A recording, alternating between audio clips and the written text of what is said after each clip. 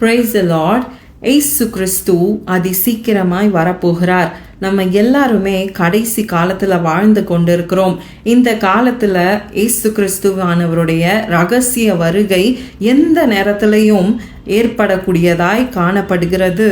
அதற்கு நம்மளை ஆயத்தப்படுத்த வேண்டியது அவசியமா இருக்கிறது. கிறிஸ்துவின் மனவாட்டியாய் நம்மளை ஆயத்தப்படுத்துவதற்கு நம்ம ஒரு வேறு பிரிக்கப்பட்ட வாழ்க்கையை வாழ வேண்டியது அவசியமாக இருக்கிறது. உலகம் ஒரு பக்கம் போயிட்டு இருந்தாலும் நாம் வேறு பக்கமாய் செல்ல வேண்டிய கட்டாயத்தில் இருக்கிறோம். உலகத்தோடு ஒத்து வாழுகிற வாழ்க்கையை நாம் வெறுக்க வேண்டும். நாம் கிறிஸ்துவுக்காக நம்மளுடைய வாழ்க்கையை வேறு பிரிக்க வேண்டும். அப்படிப்பட்ட ஒரு ஜெனரேஷனாக நம்ம எழும்ப வேண்டியது நமக்கு அவசியமாக இருக்கிறது. ஸோ அதற்கு நம்ம ஒரு அஸ்திபாரம் தேவை. நம்மளோட வாழ்க்கைக்கு ஒரு அஸ்திபாரம் தேவை. எந்த ஒரு பில்டிங்கை பில்ட் பண்ணுறதா இருந்தாலும் அதற்கு முன்னாடி ஒரு ஃபவுண்டேஷன் போடுவாங்க இல்லையா? அதே மாதிரி தான் நம்மளுமே இந்த செட் அப்பார்ட் அப்படின்ற ஒரு லைஃப்பை நம்ம வாழணும் அப்படின்னு சொன்னால் அதற்கு ஒரு ஃபவுண்டேஷன் தேவை. அந்த ஃபவுண்டேஷன் யாரு அப்படின்னு சொன்னால் ஏசு கிறிஸ்துவானவர். கிறிஸ்து ஆகிய கன்மலையே நம்மளுடைய ஃபவுண்டேஷன். மத்தேயு 7:24-25 வசனம் சொல்லுகிறது, நாம் அவருடைய வார்த்தையை கேட்டு அதன்படி செய்கிறோம் என்றால் நாம் கிறிஸ்துவாகிய கன்மலையின் மேலே நம்மளுடைய வீட்டை கட்டுகிற புத்தியுள்ள மனுஷனாக இருக்கிறோம் என்று அவருடைய வார்த்தையை எத்தனையோ பேர் கேட்குறோம். ஆனால் கேட்டதோடு விட்டுட்டோன்னா நம்ம அந்த கன்மலையின் மேலே கட்டின புத்தியுள்ள மனுஷனை போல இருக்க மாட்டோம். ஆனால் நம்ம அந்த வார்த்தைகளை இயேசு கிறிஸ்துவானவருடைய வார்த்தைகளை கேட்டு அதன்படி செய்கிறவர்களாக இருந்தோமானால் அந்த புத்தி உள்ள மனுஷனை போல நாம் கன்மலையின் மேலே நம்ம வீட்டை கட்டுகிறவர்களாக இருக்கிறோம். இந்த உலகத்தில் எத்தனை காரியம் நம்மளை எத்தனை போராட்டம் நம்மளை டிஸ்டர்ப் பண்ணாலும் நம்ம அசைக்கப்பட மாட்டோம். நீதிமான் ஒருபோதும் அசைக்கப்படுவதில்லை அப்படின்னு சொன்னதுக்கு உதாரணமாய் நம்மளுடைய வாழ்க்கை அமையும். அதற்கு நம்மளுடைய ஃபவுண்டேஷன் கிறிஸ்துவாகிய கன்மலையாய் இருக்க வேண்டும். அப்படிப்பட்ட ஒரு வாழ்க்கையை தான் நம்ம வாழணும். அதுதான் ஒரு செட் அப்பார்ட் லைஃபாக இருக்கும். இன்னைக்கான சர்மனுக்கு நம்ம ஆதாரமாக எடுக்கிற வசனங்கள் என்னன்னா, ஆண்டவருடைய மலை பிரசங்கத்திலிருந்து தான் இந்த மொத்த சர்மன் சீரீஸும் பார்க்க போகிறோம். இன்னைக்கு முதலாவது மத்தேயு 5:1-20 வசனங்களை வைத்து தான் நாம் இந்த சர்மனை இன்னைக்கு பார்க்க போகிறோம். இந்த மத்தேயு 5:1-20 வசனத்தை நான் 3 பகுதிகளாக பிரித்திருக்கிறேன். Beatitude, salt and light, the law and prophets அப்படின்னு சொல்லிட்டு. முதலாவது இந்த பி ஆட்டிடியூட்ஸ் அதை பார்த்தோன்னா மத்தேயு 5:1-12 அது வசனங்களில் நம்ம இதை வாசிக்கலாம். ஸோ பி ஆட்டிடியூட் அப்படின்னு சொன்னோன்னா நம்ம இட்ஸ் அன் ஆட்டிடியூட் ஆஃப் பிளெஸட்னஸ் அப்படின்னு கூட நம்ம சொல்லலாம். இந்த 8 பி ஆட்டிடியூட்ஸுமே ஒரு செட் அப்பார்ட் லைஃப் ஸ்டைலாக வாழுகிறவங்க கிட்ட காணப்பட வேண்டும். என்ன அப்படின்னு நம்ம பார்த்தோன்னா, poor in spirit, those who mourn, those who meek, those who hunger and thirst for righteousness, those who are merciful, those who are pure in heart, those who are peacemakers, and those who are persecuted for righteousness' sake. So இந்த 8 காரியங்களும் நம்மளிடத்துல காணப்பட வேண்டும். இதுக்கான ரிவார்ட்ஸ்லாம் என்ன அப்படின்னு சொல்லி நம்மளுக்கு தெரியும்.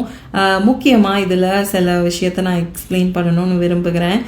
Blessed are those who are poor in spirit அப்படின்னு சொல்லப்பட்டிருக்கிறது. அப்படின்னா we always have to be spiritually in want. என்றைக்குமே ஆவிக்குரிய விஷயங்களில் போதும் அப்படின்ற மனப்பான்மை இந்த செட் அப்பார்ட் லைஃப் வாழ்கிற ஜெனரேஷனுக்கு இருக்கக்கூடாது. ஆவியில் நம்மளுக்கு எப்போவுமே ஆண்டவரே இன்னும் என்ன நிரப்புங்கப்பா, we are still poor in spirit அப்படின்ற ஆட்டிடியூட் நமக்குள்ளே இருக்கணும். அப்படி இருக்கும் பொழுது நம்ம இந்த கிங்டம் ஆஃப் ஹெவனை சுதந்திரித்து கொள்ளுகிறோம். நம்ம இரக்க குணமாக இருக்கும் பொழுது நம்ம இரக்கம் பெறுகிறவர்களாக இருக்கிறோம். அதே போல் நம்ம ஆண்டவரோட அவருடைய நீதிக்காக அதை தேடி அதை நாடும் பொழுது we are filled with his righteousness. இப்படி நம்மளுக்கு ஒவ்வொரு பி ஆட்டிடியூடுக்குமே ஆண்டவர் ஒரு ரிவார்டை வச்சிருக்கிறாரு. இந்த காரியங்களை நமக்குள்ள நம்ம ப்ராக்டிஸ் பண்ண வேண்டியது அவசியமாக இருக்கிறது. அப்படி நம்ம அதை நாடி தேடும் பொழுது இயேசு கிறிஸ்துவானவர் அதோடைய ரிவார்ட்ஸ்னால நம்மளை நிரப்ப வல்லவராக இருக்கிறார். ஸோ இந்த பி ஆட்டிடியூட்ஸை நம்ம இன்ஹெரிட் பண்ணும் பொழுது உலகத்தில் நம்ம பகைக்கப்பட வேண்டிய சூழ்நிலைகள் வரலாம். நம்மளுக்கு எதிராய் மனிதர்களோ சில காரியங்களோ எழும்புகிறதை நம்ம பார்க்க முடியும். அப்போலாம் நம்ம துக்கப்படக்கூடாது. நம்ம என்ன பண்ணணும்னு சொல்லி இயேசு கிறிஸ்துவானவர் சொல்கிறார் தெரியுமா?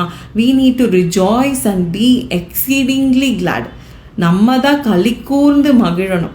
நம்ம சந்தோஷமாக இருக்கணும். எல்லாரையும் விடையும் நம்ம தான் என்ன பண்ணணும்? சந்தோஷமாக இருக்கணும். Because great is our reward in heaven.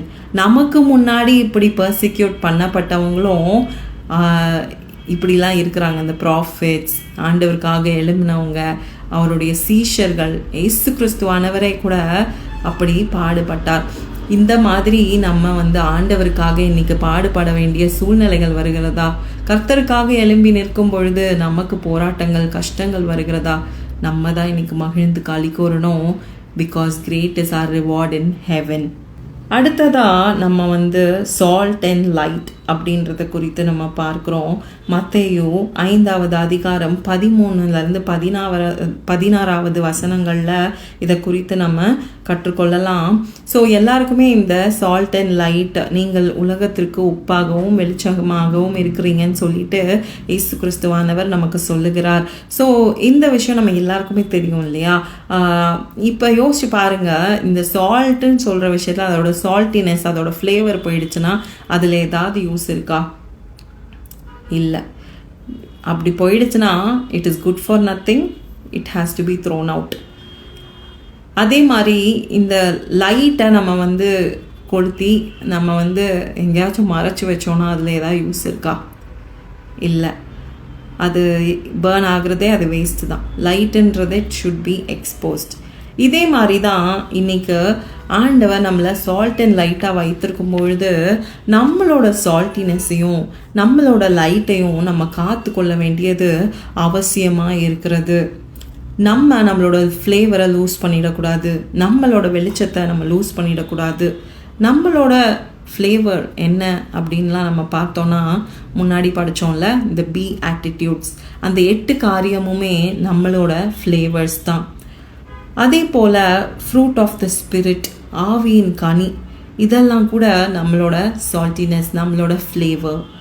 And then நம்மளுக்கு காட் கொடுத்துருக்கிற கேரக்டர்ஸ், ஒவ்வொருத்தரும் யூனிக்காக காட் டிசைன் பண்ணியிருக்காரு, இந்த உலகத்தில் க்ரியேட் பண்ணி வைத்திருக்கிறாரு. நம்மளுக்கு ஆண்டவர் கொடுத்துருக்கிற தாளந்துகள், நம்மளுக்கு ஆண்டவர் கொடுத்துருக்கிற எபிலிட்டிஸ் எல்லாமே நம்மளுடைய சால்ட்டினஸ் தான். இதை நம்ம லூஸ் பண்ணிடாமல் இயேசு கிறிஸ்துவானவருக்காக நம்ம இதை யூஸ் பண்ண வேண்டும்.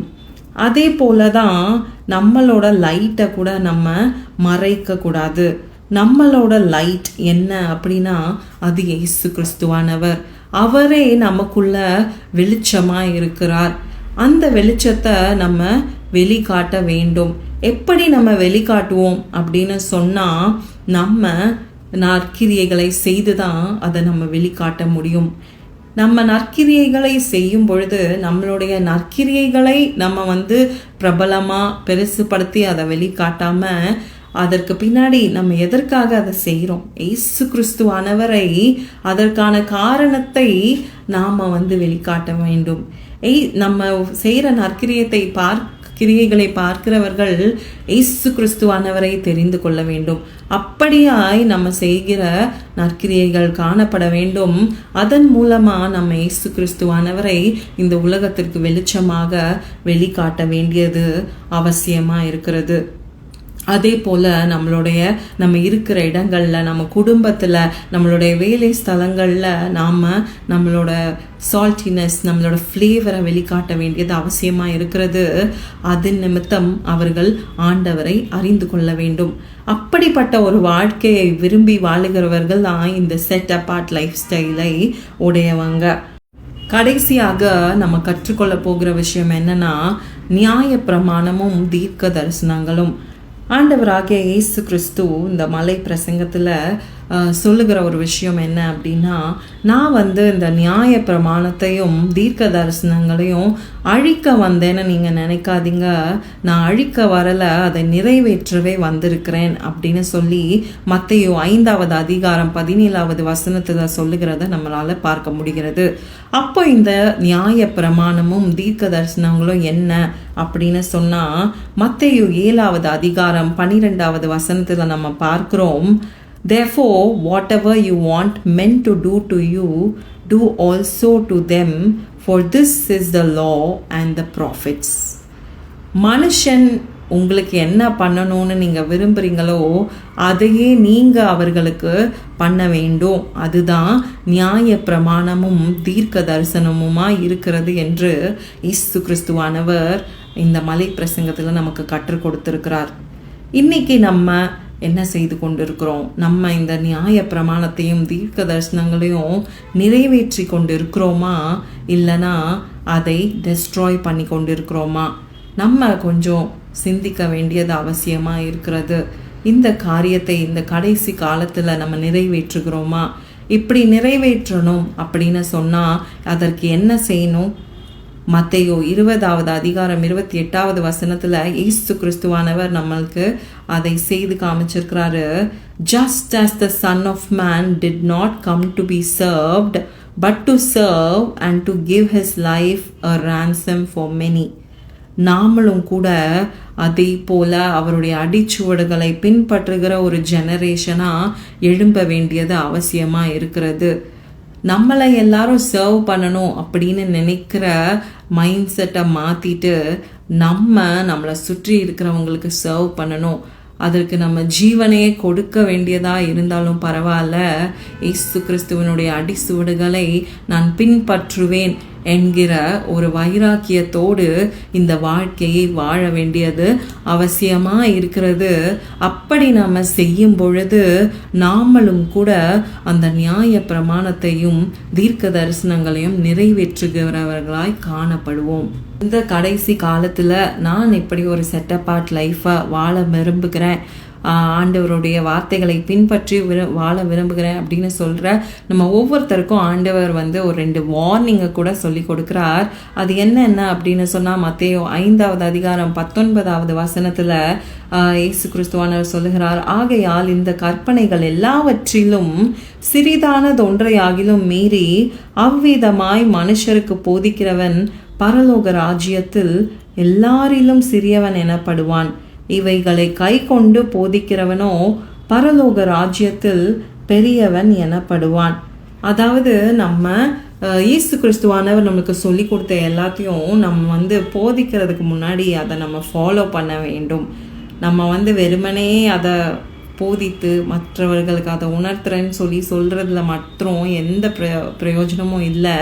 அப்படி நம்ம செய்து கொண்டிருப்போமானால் நம்ம அந்த பரலோக ராஜ்யத்தில் we will be called very least. But if we do and then teach the word of God, if we follow all of God's commandments and then teach us to others, we will be called great in the kingdom of God. So இன்னைக்கு இயேசு கிறிஸ்துவானவர் இதை நமக்கு ஒரு வார்னிங்காக சொல்ல விரும்புகிறார்.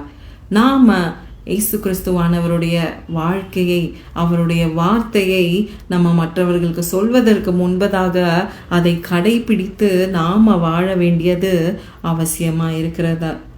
2வது நம்மளுக்கு தேவன் கொடுக்குற ஒரு வார்னிங் என்ன அப்படின்னு சொன்னால், 20வது வசனம் 5ஆம் அதிகாரம் 20வது வசனம், வேதபாரகர் பரிசேயர் என்பவர்களுடைய நீதியிலும் உங்கள் நீதி அதிகமாயிராவிட்டால் பரலோக ராஜ்யத்தில் பிரவேசிக்க மாட்டீர்கள் என்று உங்களுக்கு சொல்லுகிறேன். அதாவது for I say to you that unless your righteousness exceeds the righteousness of the scribes and Pharisees, you will by no means enter the kingdom of heaven.